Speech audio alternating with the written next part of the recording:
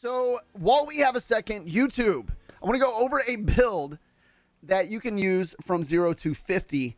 And I think you guys will enjoy this. It does a ton of damage. We're still fine-tuning it a little bit, but I'm going to go over the skill tree. We'll go over the Book of the Dead as well. And I think this is something you can build on down the road. Chat and I have been talking about this over the last day or so. I certainly think once you get to 50, it needs some fine-tuning with the Paragon and some of the aspects and pieces of armor that you can get. But starting out, this is something you can definitely use, and I think you'll enjoy quite a bit. So we're going to go in to our skill tree. I'm going to bring up this full screen so you guys can see it. And we're going to start out up top here with our basic skills. We're going to be using the bone splinters. Now, you can just do one of these to start out. We're not going to be really focusing on this. We'll use it to get some essence back here. Shortly we'll talk about that.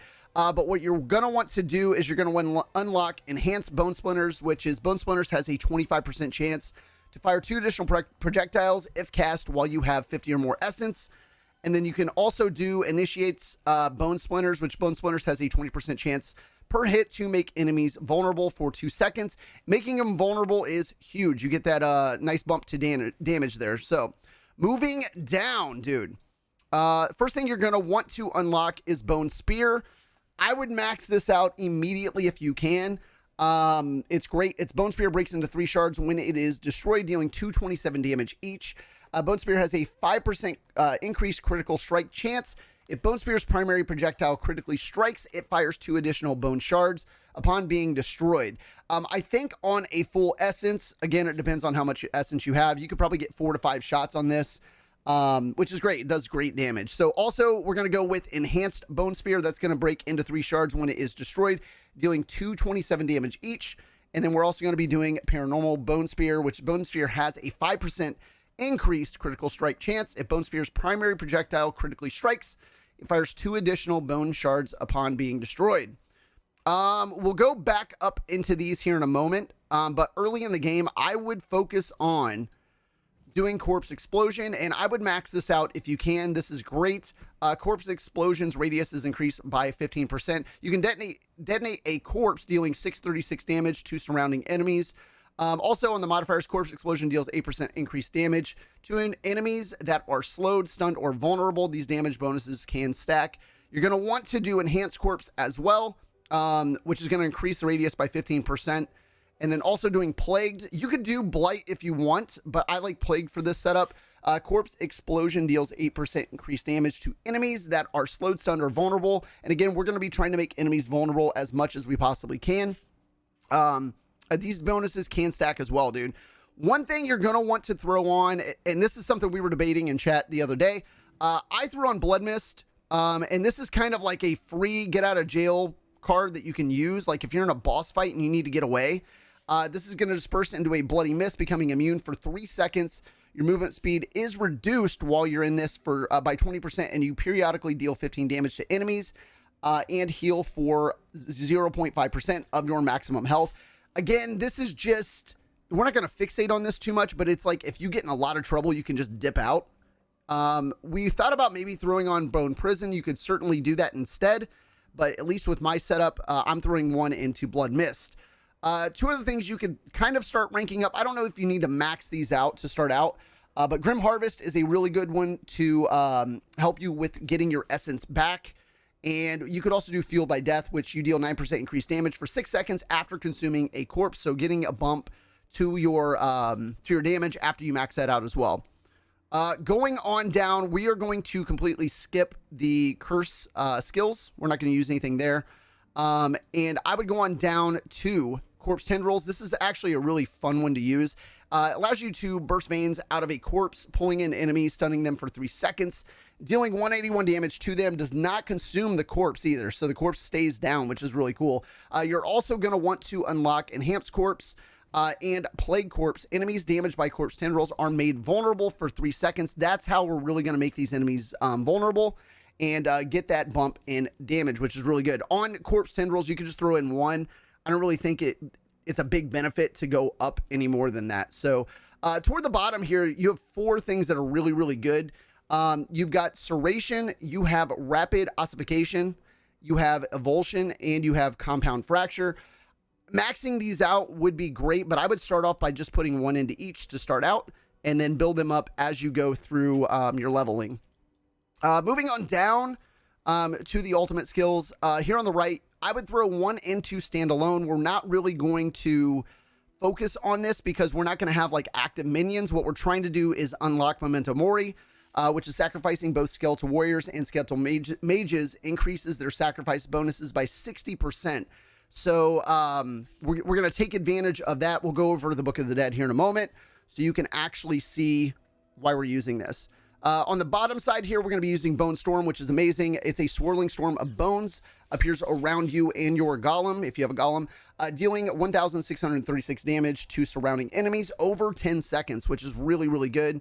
You're also going to want to do Prime Bone Storm, which is your damage reduction is increased by 15% while Bone Storm is active, so you're not getting hurt.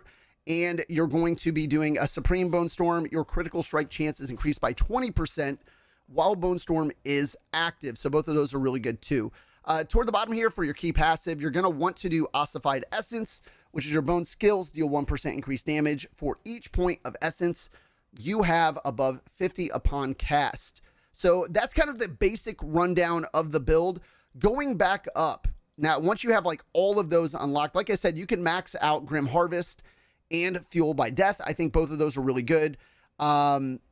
This one right here, Hued Flesh, is a really good one as well. I would max it out if you have the additional points available, which is Lucky Hit. Your damage has up to a 12% chance to recreate a corpse at the target's location. The chance is doubled against bosses as well. So that's really good. The more corpses you can produce, the better you're going to be able to do. You could do those explosions. You could use Tendrils a ton while those corpses are down.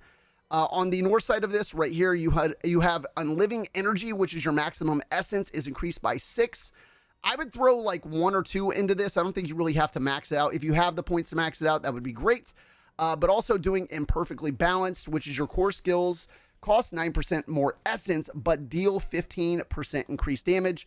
That is a really good one because we're going to be able to get that increased damage with our core skills. So I would definitely do that if you have the additional points. It's not a must, but I think it's something that you can definitely use, you know, if you have the additional points available. We're not going to go into the Paragon or anything right now because, again, we're talking about levels 0 to 50. You know, down the road, once we get into in-game, we'll go into Paragon once we have more unlocked. But I do want to cover Book of the Dead. If you go into Skeletal Warriors, the one that I'm using here is going to be on Skirmishers, and we're going to be using the far right one, which is going to Sacrifice. So this is going to allow your critical strike chance is increased by 5%. But you can no longer raise Skeletal Warriors, so you're going in solo, but you do get an increase on that critical strike chance, which is great. Going back out on Skeletal Mages, we're also going to be doing a Sacrifice, which is you deal 15% increased damage to vulnerable enemies. And again, we're going to be trying to make enemies as vulnerable as possible with Corpse Tendrils that we're going to be using in the build. So that's a huge one to be using. Again, you're not going to be able to raise Skeletal Mages with this setup though. And then going back down to Golems, we're going to Sacrifice Golem. You deal 30% increased critical strike damage, but you lose the ability to summon the Golem. Again, that critical strike damage is huge, and we're going to take advantage of that with our Bone Spear. So that is kind of the basic rundown of our setup.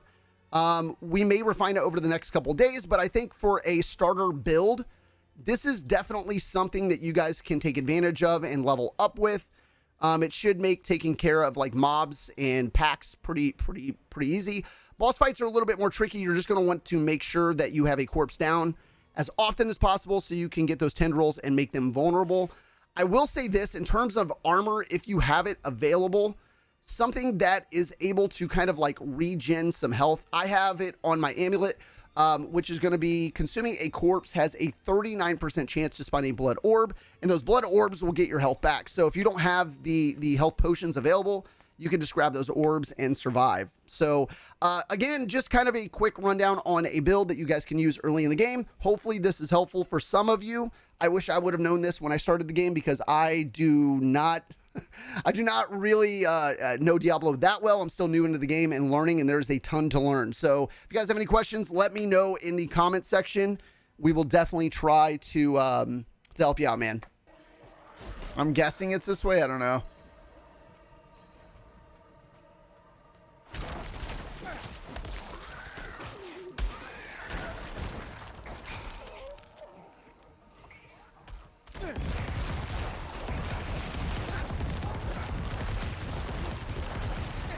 blow everything up.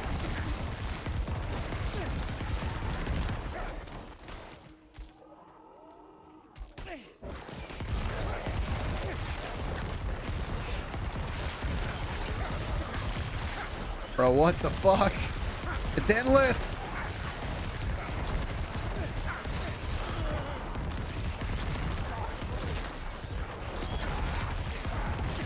This is insane.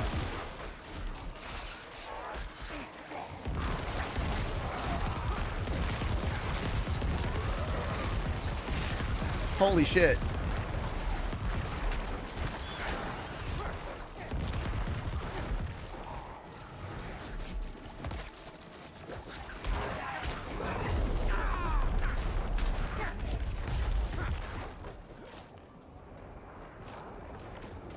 That was a lot of bodies, guys.